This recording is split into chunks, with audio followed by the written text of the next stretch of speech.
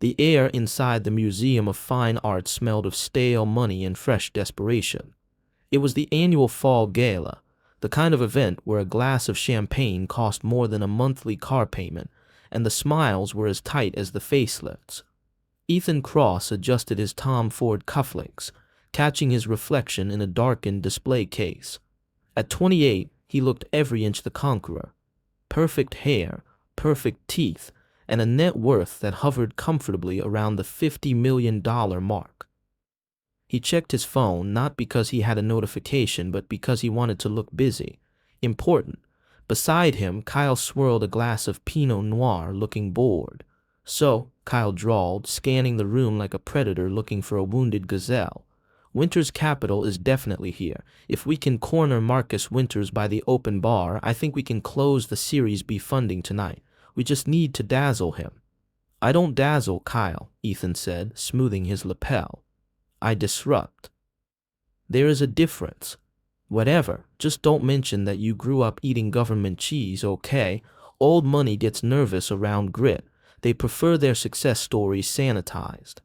Ethan felt that familiar prickle of irritation, the one that always flared up when someone reminded him of South Boston.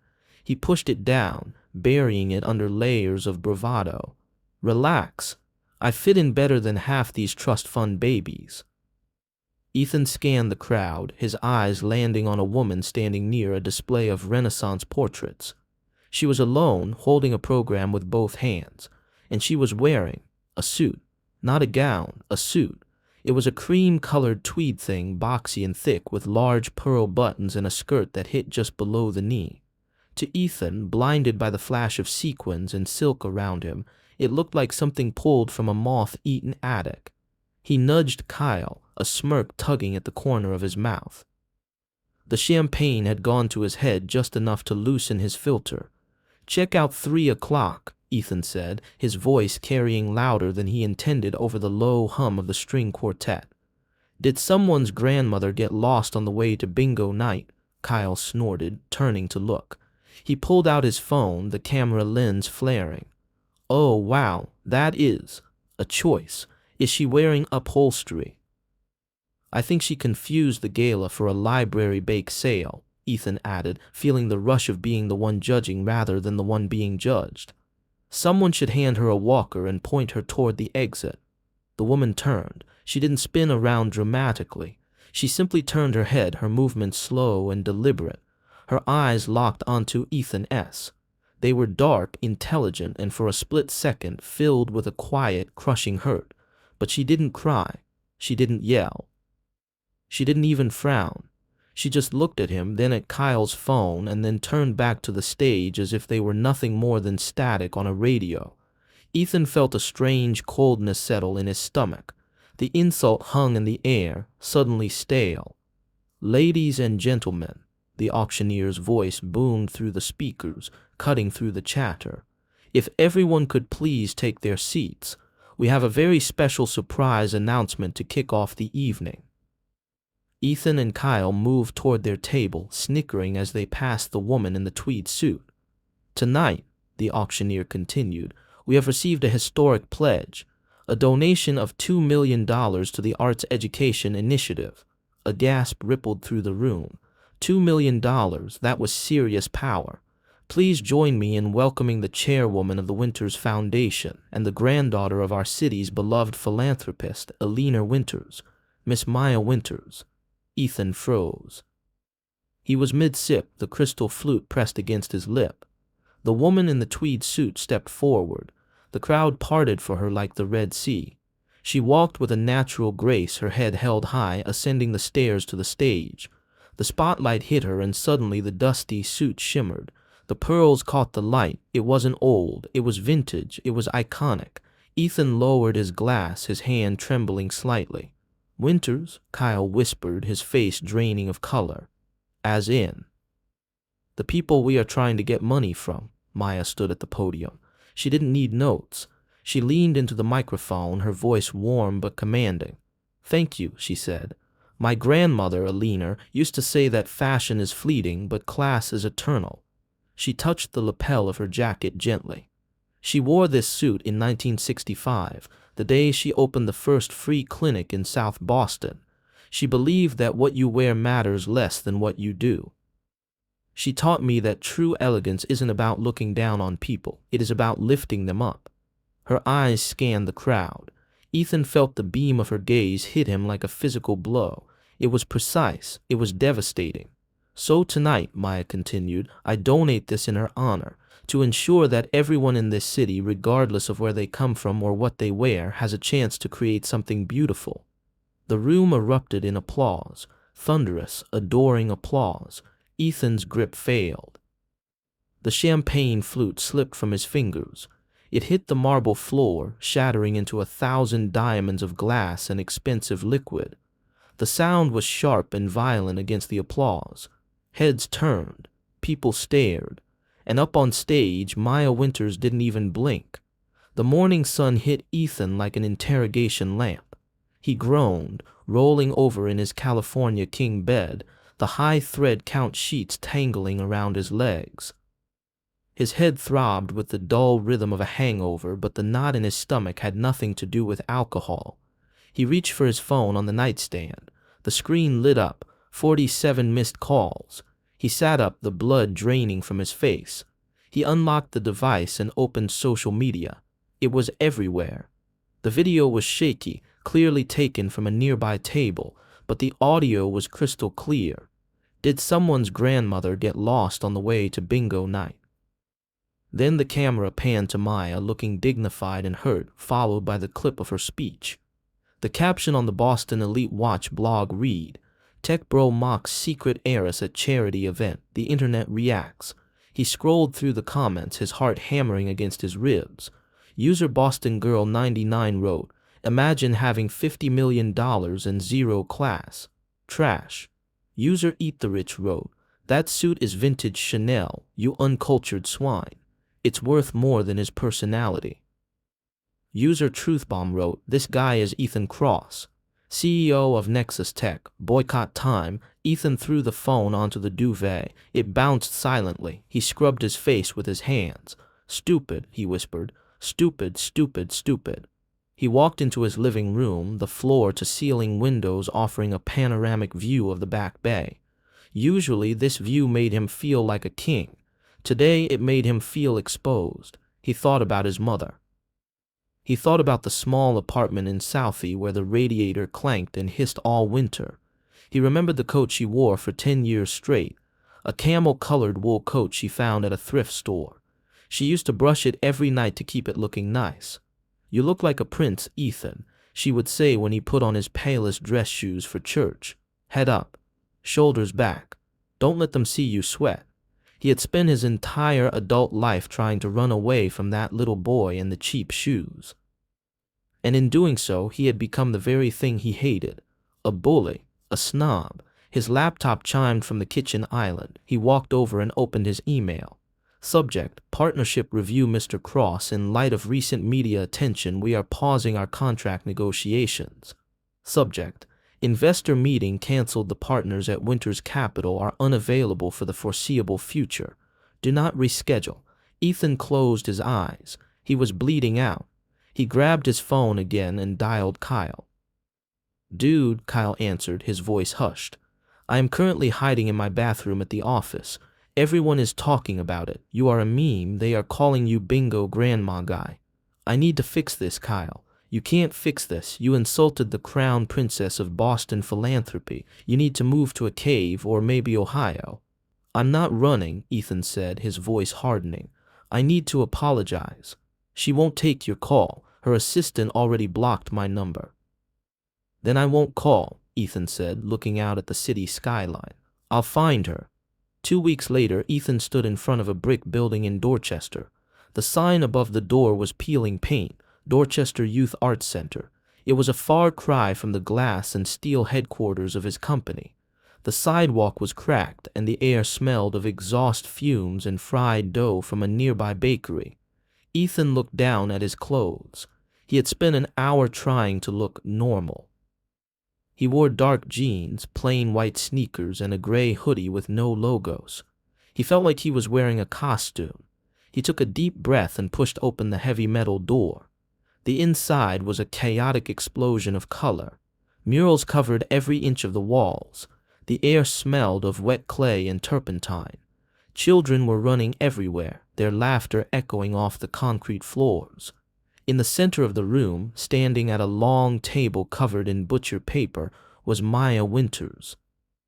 She wasn't wearing Chanel today. She was wearing oversized denim overalls, a messy bun held up by a paintbrush, and a t-shirt stained with a galaxy of colors. She was laughing at something a little girl was saying, her face open and radiant. Ethan felt a lump form in his throat.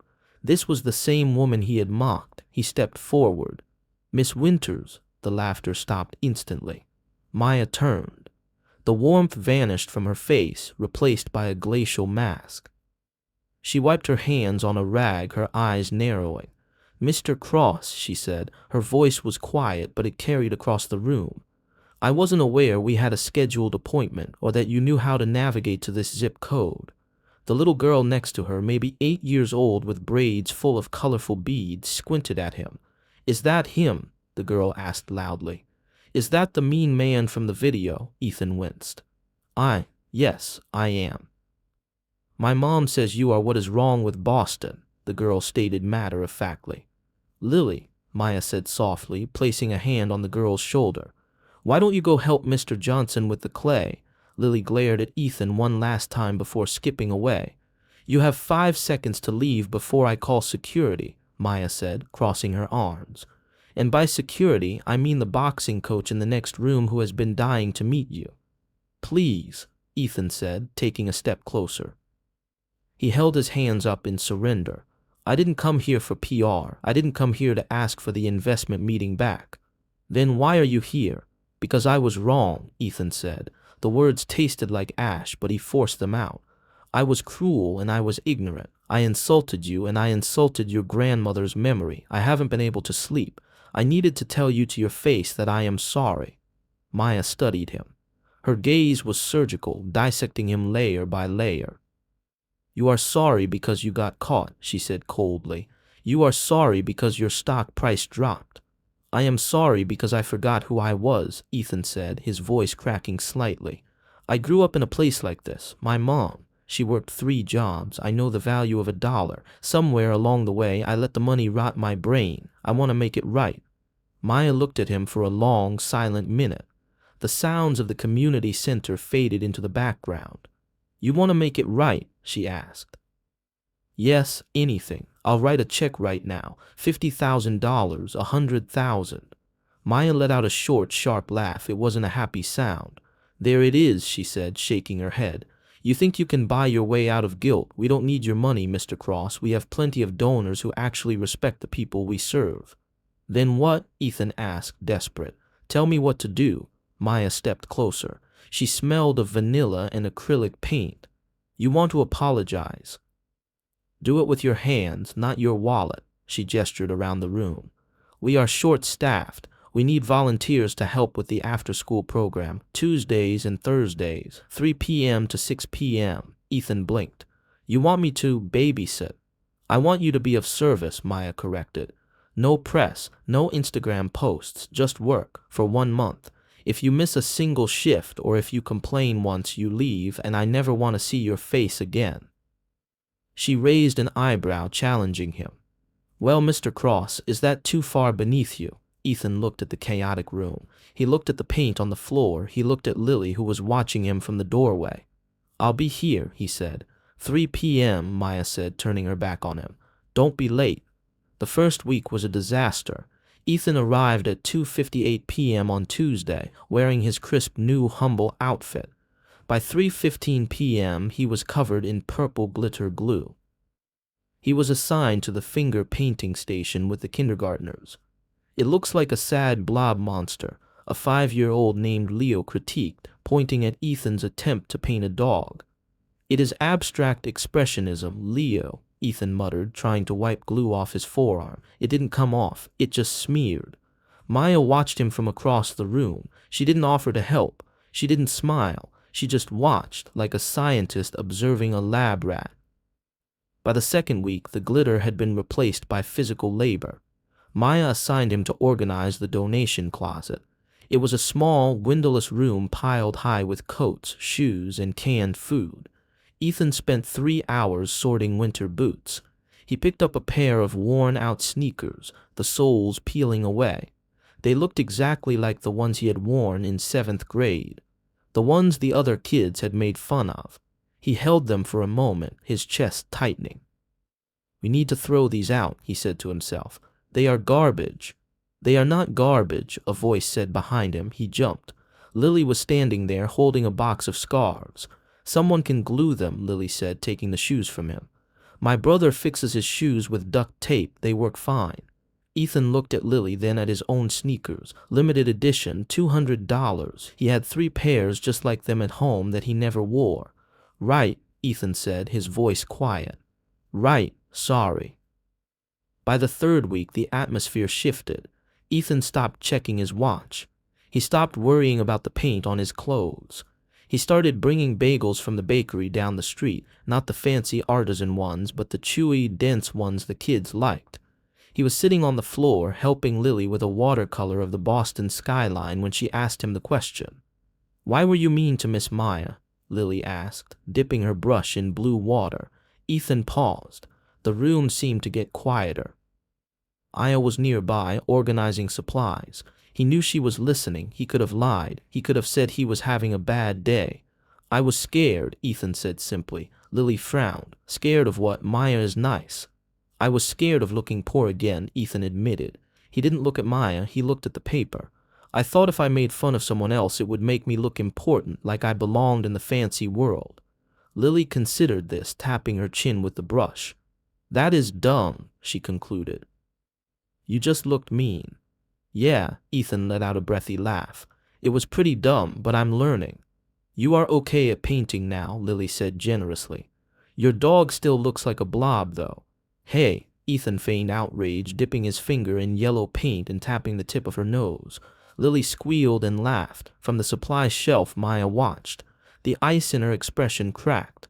A small, almost imperceptible smile touched her lips. That Thursday, Ethan was supposed to leave at 6 p.m. At 6:30, he was still there, helping clean up a spilled jar of red tempera paint. "You are going to be late," Maya said, walking over with a mop. "Don't you have a yacht party or a board meeting?" Ethan looked up, scrubbing the floor with a sponge. "I canceled it." "Why?" "Because if I don't get this red paint up, Mr. Johnson is going to have a heart attack when he opens in the morning." Maya leaned on the mop handle. She looked tired, her hair escaping its bun, but her eyes were soft. "You missed a spot," she said, pointing to the left. "You are a tyrant, Winters," Ethan teased, attacking the spot. "And you," Maya said, her voice lacking its usual bite, "are ruining those jeans." "They were on sale," Ethan lied. "They were not on sale." "Come on," Maya said, extending a hand to help him up. Her grip was strong, her palm warm. "I'm closing up. I'll buy you a coffee, but not the fancy kind, just diner mud." Ethan took her hand. "Diner mud sounds perfect." The cafe was small, cramped, and smelled heavenly of roasted beans and cinnamon. It was the kind of place that didn't have Wi-Fi because they wanted you to actually talk to people. Ethan and Maya sat in a corner booth, the vinyl cracked and taped over. Maya wrapped her hands around a heavy ceramic mug. "So," she said, blowing on the steam, "you survived the month." "Barely," Ethan smiled. "I think Lily is still plotting my demise." "Lily likes you. That is why she roasts you. It is her love language." They sat in silence for a moment. It wasn't awkward. It was heavy with things unsaid. "Why the suit?" Ethan asked gently. "I mean, I know the story about the clinic, but you have the money to wear anything. Why that specific one?" Maya traced the rim of her cup. "My parents died in a plane crash when I was 7, she said. The words fell between them like stones. Ethan stopped breathing. "Maya, I didn't know. I went to live with my grandmother and my Uncle James. I was terrifyingly lonely. I felt like I had lost my entire world, my grandmother. She didn't try to distract me with toys or trips. She just held me." Maya looked out the window at the passing cars. "She wore that suit to every parent-teacher conference, every birthday, every time I was sick. The texture of that tweed, it feels like safety to me. When she died 3 years ago, I felt like I was 7 again, lost." She turned her gaze to Ethan. Her eyes were wet but fierce. So when I wear it, I don't care if it's out of style. I don't care if people think I look like a librarian. I feel her arms around me, and that is worth more than any designer label. Ethan felt a crushing weight in his chest. The magnitude of his insult, the cruelty of it, hit him harder than ever before. "I am so sorry," he whispered. He reached across the table, his hand hovering over hers, not daring to touch. "I felt like I was dishonoring her," she said. "But then I saw you with the kids. I saw you telling Lily about being scared." She looked at his hand, then up to his eyes. "You aren't the empty suit I thought you were, Ethan." "I'm trying not to be," he said. "Because of you, you make me want to be real. I spent 10 years running from who I was, and you spent your life embracing it." He finally lowered his hand, covering hers. Her skin was soft. She didn't pull away. "You have a lot of work to do," Maya warned, a playful glint returning to her eye. "My Uncle James is going to be a problem. He is. Protective is an understatement. He makes the Secret Service look relaxed." "I can handle an uncle," Ethan said, feeling a surge of hope. "We will see," Maya said, taking a sip of her coffee. "He has invited you to dinner next Friday, Beacon Hill. Don't wear the hoodie." The Winters estate on Beacon Hill was less of a house and more of a fortress built of red brick and old money judgment. Ethan adjusted his tie in the reflection of the brass door knocker. He had chosen a navy suit, respectful, expensive, but conservative. The door opened. A butler didn't greet him. Uncle James did. James Winters was 62, with silver hair that looked like it was carved from steel and eyes that could peel paint off a wall. He was a former federal prosecutor, and he looked like he was ready to indict someone. "Mr. Cross," James said. He didn't smile. Extended a hand that felt like a granite block. "Mr. Winters," Ethan said, gripping back firmly. "Thank you for having me." "We shall see," James said ominously. "Come in." The dining room was dimly lit by a crystal chandelier. Maya sat at the table looking radiant in a simple black dress. Beside her sat her aunt, Patricia, and a younger man who looked like a shark in a suit, her cousin Marcus. "Ethan," Maya said, smiling. It was a genuine smile, the kind that made Ethan's knees weak. "Sit," James commanded. The first course was served, some kind of cold soup that Ethan was terrified of spilling. "So," Marcus began, slicing a roll with surgical precision, "I hear your company is seeking Series B funding. Rumor is you are looking for $10 million. Ethan stiffened. "We are exploring options, yes." "Convenient," James said, dabbing his mouth with a linen napkin. "You publicly humiliate my niece, and then suddenly you are volunteering at her charity, worming your way into her life, just as you need a massive capital injection." "Uncle," Maya warned, her voice tight. "It is a fair question, Maya," James snapped. He fixed his gaze on Ethan. "I have seen the video 47 times, Mr. Cross. Why shouldn't I have you blacklisted from every investor network in New England? Why shouldn't I crush your little startup like a bug?" The room went deadly silent. The only sound was the ticking of a grandfather clock. Ethan put down his spoon. He looked James dead in the eye. "You should," Ethan said calmly. James blinked. He hadn't expected that. "I was arrogant," Ethan continued. "I was a jerk. If I were you, I wouldn't trust me either, but I am not here for your money. I don't want a dime from Winters Capital." "Then what do you want?" Marcus sneered. "I want to be the man Maya sees in me," Ethan said, looking at her. "She challenges me. She makes me want to be the person my mother raised me to be, not the person Silicon Valley turned me into. I'm here because I care about her. That is the only agenda." Patricia, the aunt, leaned over and whispered loudly to Maya, "He has kind eyes, dear." James didn't soften. He leaned back, steepled his fingers, and studied Ethan. "Words are cheap, Mr. Cross, especially from a salesman." "Then watch my actions," Ethan said. "There is a gala next month," James said. "The same venue. The Museum of Fine Arts, the anniversary of your incident." Ethan swallowed. "I want you to attend," James said, "with Maya." "Uncle James," Maya exclaimed. "That is a test," James finished. "If he is truly changed, he can face the music. He can stand by your side in the very place he tried to shame you." Ethan looked at Maya. She looked anxious, protective. "I'll do it," Ethan said. "If Maya wants me there, I'll be there." Maya reached under the table and squeezed his hand. Yes. That. James picked up his wine glass. Good, pass the salt, Marcus. 3 weeks later, Ethan sat in his corner office staring at a term sheet. This is it, man, Kyle yelled, pacing the room. Winters Capital sent over the term sheet. $10 million. We are saved. The valuation is insane. Ethan read the document. It was signed by the board of Winters Capital. Did Maya sign off on this? Ethan asked. Who cares? Kyle laughed. The memo says she recused herself, but come on. Obviously, she pulled strings. You did it, you sly dog. You dated the heiress and secured the bag. Ethan felt sick. He looked at his computer screen.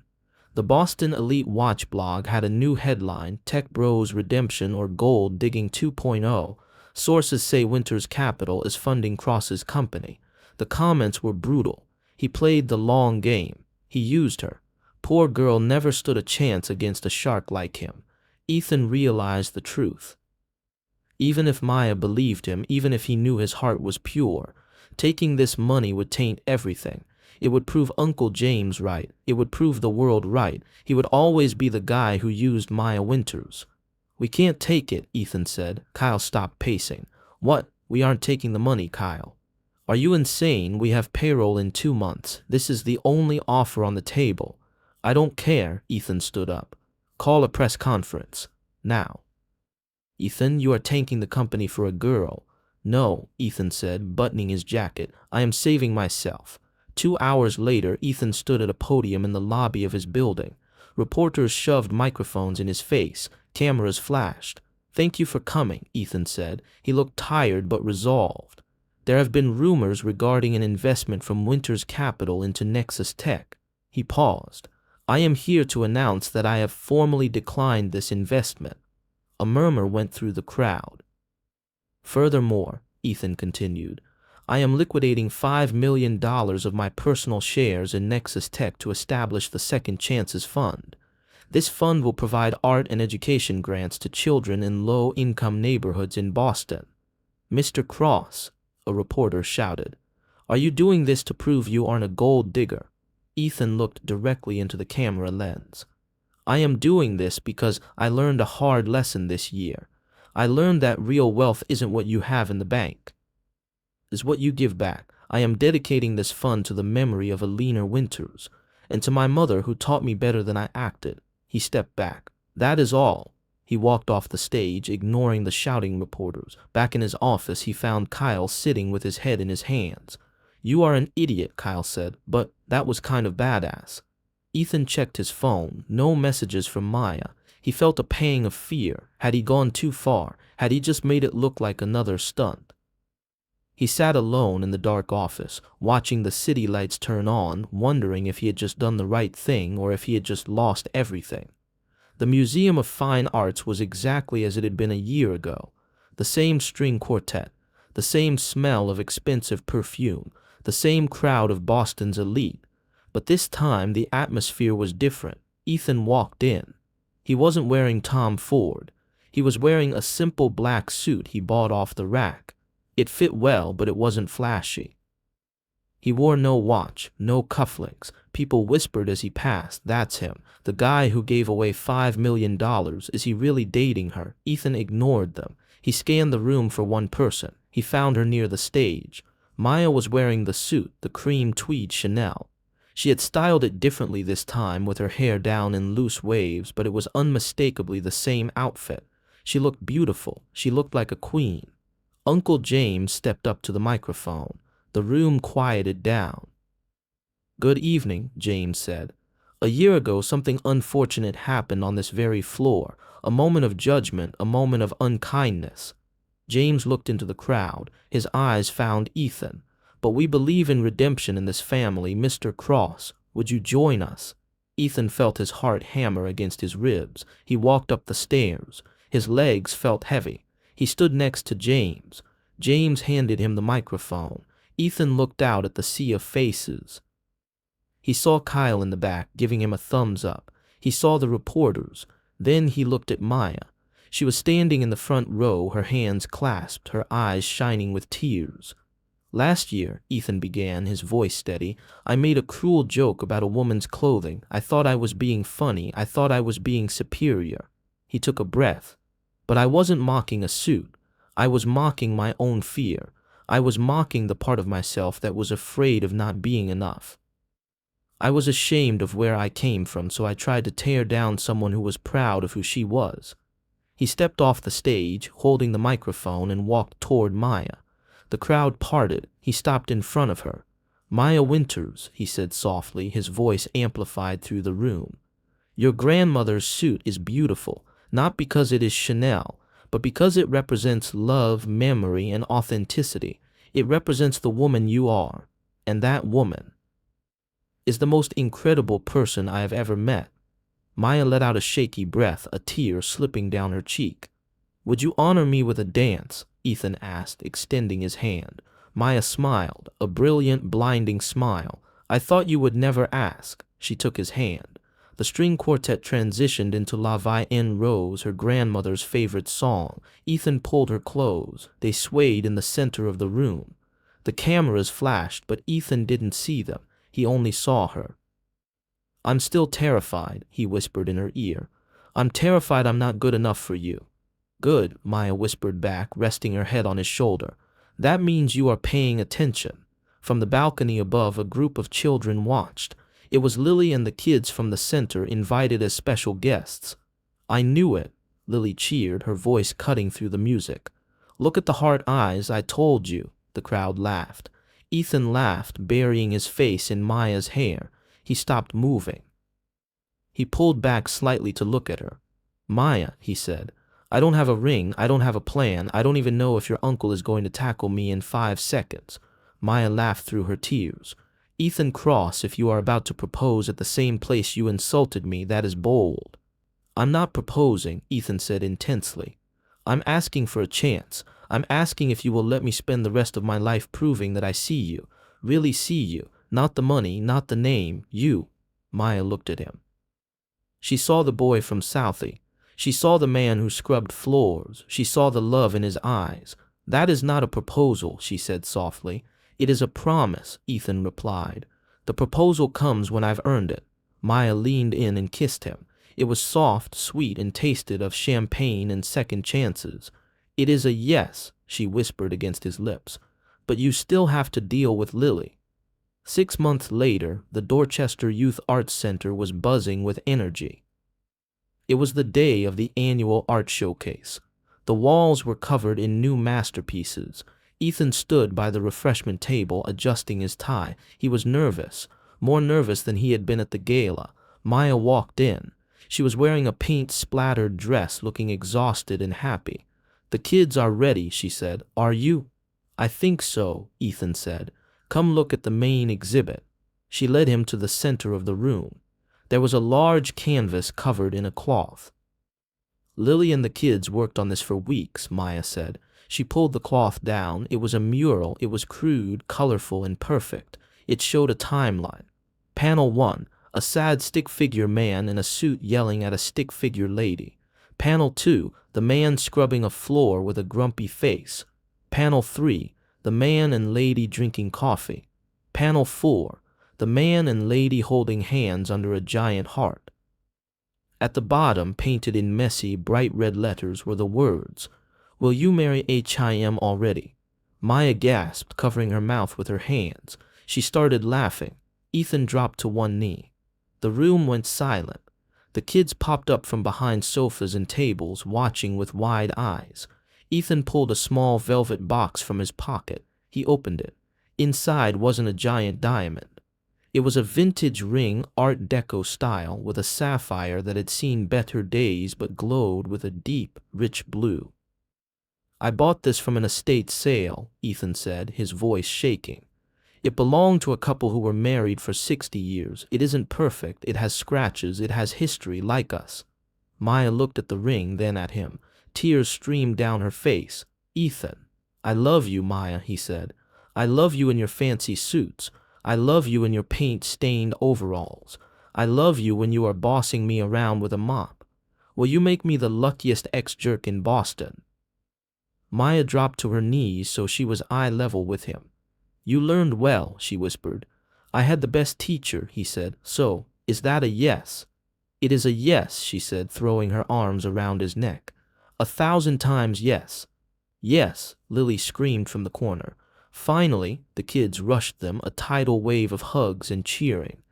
Ethan laughed, falling back onto the floor with Maya in his arms, surrounded by the family he had chosen. The wedding didn't make it to the pages of Vogue, but it was the front page of the Boston Globe. The wedding that reminded Boston what matters. They got married in the gymnasium of the community center. Streamers hung from the basketball hoops. The tables were covered in white paper that the kids had drawn on. Maya wore the Chanel suit. She had it tailored to fit perfectly and paired it with a simple veil. Ethan stood at the altar, which was actually the stage where they performed the holiday pageant. He wore his father's vintage watch, a beat-up leather thing he had retrieved from a safety deposit box. Uncle James stood between them holding a Bible. He looked stern, but when he looked at Ethan, he gave a curt, respectful nod. "Do you, Ethan," James asked, "take this woman?" "I do," Ethan said, loud and clear. "And do you, Maya?" "I do." When they kissed, the room exploded, not with polite applause, but with whistles, cheers, and stomping feet. The reception was catered by the families of the neighborhood. There were empanadas, jerk chicken, cannolis, and clam chowder. It was a chaotic, delicious mess. Ethan found Kyle by the punch bowl. Kyle was wearing an apron. "I can't believe I am serving punch," Kyle grumbled, but he was smiling. "You were right, man. This is better, realer." "Glad you see it," Ethan said, patting him on the back. Suddenly, a woman approached.